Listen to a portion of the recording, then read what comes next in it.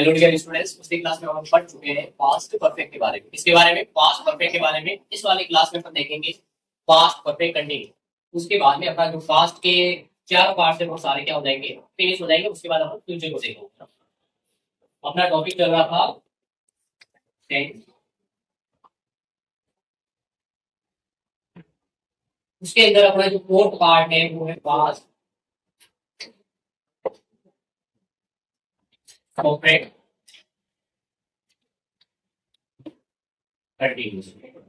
अब मेन चीज है, आपको पास्ट परफेक्ट कंटिन्यू पढ़ने से पहले इसको समझना जरूरी है। ये दो टेंस का कॉम्बिनेशन है, पहला है परफेक्ट और दूसरा है कंटिन्यू।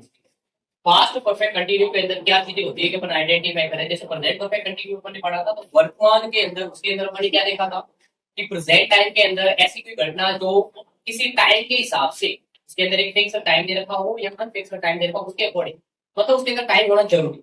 तो इसी प्रकार कोई भूतकाल के अंदर पास्ट समय के अंदर कोई चीजें पास्ट में रनिंग कर रही होगी किसी टाइम के दौरान, किस समय के दौरान। ठीक है, जैसे कि मैं उसके घर गया तो वो 2 घंटे से लिख रहा था, वो कल तो 2 घंटे से लिख रहा था, वो सुबह से पढ़ रहा था।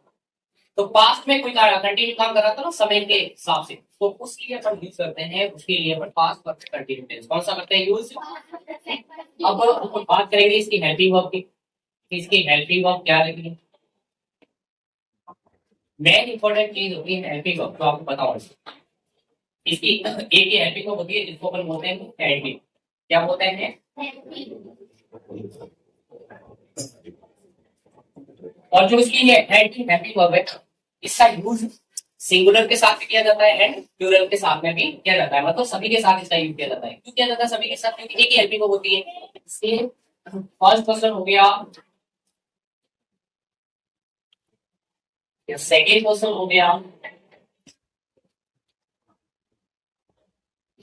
एंड थर्ड पर्सन सिंगुलर और प्लूरल सब्जेक्ट। मतलब सिंगुलर हो या प्लूरल कोई भी सब्जेक्ट के साथ में हेल्पिंग का ही यूज करेंगे। ठीक है, ये तो इतना हो गया। उसके बाद अपन बात करते हैं मेन वर्ब। तो इसकी मेन वर्ब क्या होती है। अब मेन वर्ब को देखो, इसके अंदर हमेशा वर्ब की फर्स्ट फॉर्म यूज होगी, साथ में आईएनजी फॉर्म यूज होगी। और इसके अंदर एक और एक्स्ट्रा चीज भी होती है, वो होती है टाइम। इसके अंदर टाइम का यूज होगा। अब टाइम में कौन कौन आएंगे, 2 वर्ड आएंगे। जिसके अंदर पहला आएगा उसको अपन बोलेंगे सिंस, और सेकेंड आएगा उसको फोर। मैं लिखवाया था ना आपको सिंस है। सिंस का यूज किया जाता है पॉइंट ऑफ टाइम के लिए, पॉइंट ऑफ, और फोर का यूज किया जाता है पीरियड ऑफ टाइम। ठीक है, ये आपको बेसिक चीज ध्यान में रखनी है। इसके बाद अपन इसका देखेंगे अफर्मेटिव सेंटेंस। ठीक है, अब अपन देखेंगे इसका अफर्मेटिव सेंटेंस कौन सा देखेंगे, अफर्मेटिव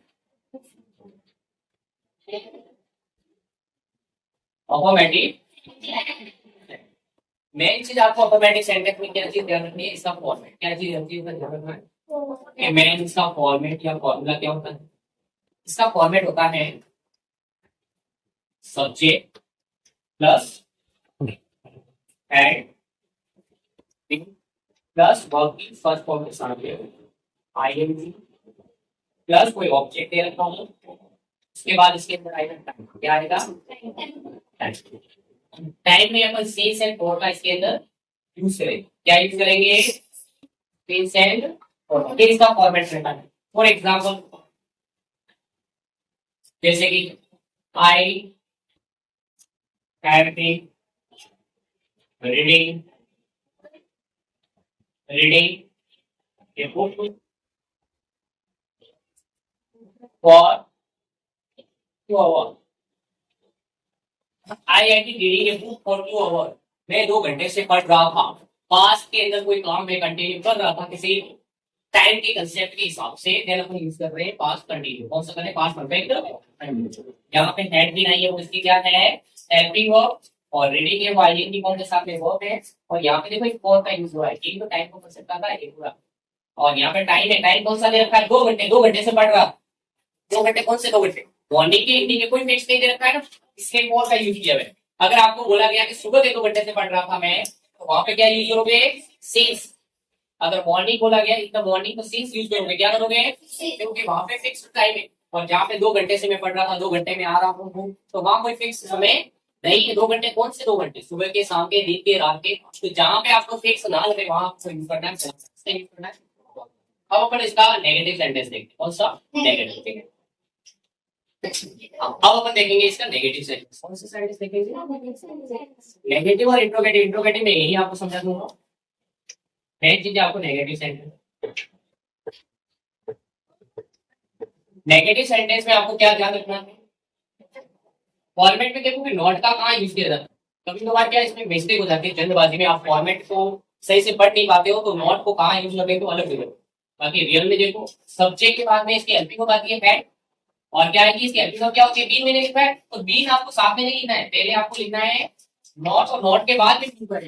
अफर्मेटिव सेंटेंस में अपन बीन को हेड के साथ लिखते थे, लेकिन नेगेटिव सेंटेंस में हेड के साथ तो बीन नहीं लगा के नॉट के बाद में बीन ऐड करना है। फिर वर्ब की फर्स्ट फॉर्म के साथ में आईएनजी प्लस ऑब्जेक्ट, और उसके बाद में ये होगा आपके किसका? नेगेटिव सेंटेंस का फॉर्मेट। किसका फॉर्मेट है ये? Negative sentence. अब देखो इसका एग्जांपल देखते हैं। जैसे Ramesh had not reading. Ramesh had not reading since morning. Ramesh सुबह से नहीं पढ़ रहा। रमेश सुबह से नहीं पढ़ रहा था, ठीक है, सुबह भी नहीं पढ़ा, सुबह नहीं पढ़ रहा था, ठीक है। तो ये जो कंटिन्यू काम पास टाइम में हो रहे हैं फिक्स समय पे, वो आपको ध्यान रखें। नहीं पढ़ रहा, सुबह नहीं पढ़ रहा था, तो ये आपको ध्यान रखना है। ये सब्जेक्ट हो गया एंड, और ये नॉट, और यहाँ पे आपने एक चीज नोट करी, मैंने नहीं लगाया, तो यहाँ पे क्या आएगा? बीन।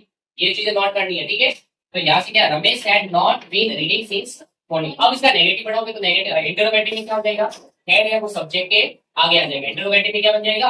हेड इधर आ जाएगा और सब्जेक्ट इधर, ये नॉट तो हट जाएगा। इंटरोगेटिव में बीन यहाँ जुड़ जाएगा सब्जेक्ट के जस्ट बाद में, ठीक है। तो ये आपको बेसिक चीजें पास्ट परफेक्ट कंटिन्यू की ध्यान रखनी है कि इसका यूज कहाँ किया जाता है। मैंने आपको बता दिया, इसका यूज वहां होता है उस सेंटेंस में जो पास्ट के टाइम में किसी समय टाइम के हिसाब से कोई चीज हो रही थी पास्ट के अंदर, तो वहां पे पास्ट परफेक्ट कंटिन्यू का यूज करते हैं, ठीक है।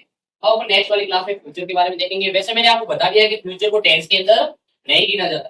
फ्यूचर एक इमेजिनरी कंसेप्ट ऑफ टाइम है, तो उसको हेल्पिंग वर्ब और उसके हिसाब से अपन बेसिकली देख लेंगे, ठीक है। बाकी आपको प्रेजेंट एंड पास्ट के जितने भी क्लासेस हैं उनको अच्छे से पढ़ना है और अच्छे से लर्न करना है, ताकि ये सारे टेंस कवर हो जाए। उसके बाद अपन एक्सरसाइज करेंगे, ठीक है।